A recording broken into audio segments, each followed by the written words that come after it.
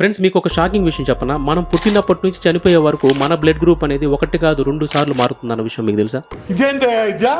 ఇలా బ్లడ్ గ్రూపులు మారడానికి 2 రీజన్స్ ఉంటాయి. ఫస్ట్ కారణం యాంటీజెన్. మనం పుట్టినప్పుడు మన శరీరంలో ఉండే ఆర్బీసీ, రెడ్ బ్లడ్ సెల్స్, ఈ బ్లడ్ సెల్స్ మీద యాంటీజెన్ ట్రేసెస్ అనేవి ఉంటాయి. ఎప్పుడైతే వయసు వస్తూ మనం పెరుగుతూ పోతామో ఈ టైంలో మన బాడీలో ఉండే యాంటీజెన్ ట్రేసెస్ అనేవి కూడా స్ట్రాంగ్ అవుతూ ఒక బ్లడ్ గ్రూప్ గా ఏర్పడతాయి. కానీ సమయం గడిచే కొద్దీ ఈ యాంటీజెన్ ట్రేసెస్ అనేవి ఫేడ్ అవుతూ నశించిపోతాయి. నశించిపోయిన ఈ యాంటీజెన్ ట్రేసెస్ అనేవి తిరిగి మన బాడీలో మళ్ళీ ఏర్పడుతున్నప్పుడు చాలా కేసెస్ లో కొత్త బ్లడ్ గ్రూప్ అనేది సేమ్ ఒకే బాడీలో మళ్ళీ డిటెక్ట్ చేస్తారనమాట. సెకండ్ మెయిన్ రీజన్ ఏంటంటే బోన్ మ్యారో ట్రాన్స్ప్లాంటేషన్. నార్మల్ గా ప్రతి మనిషి బాడీలో 95% బ్లడ్ సెల్స్ అనేవి బోన్ మ్యారో నుంచి ప్రొడ్యూస్ అవుతాయి అనమాట.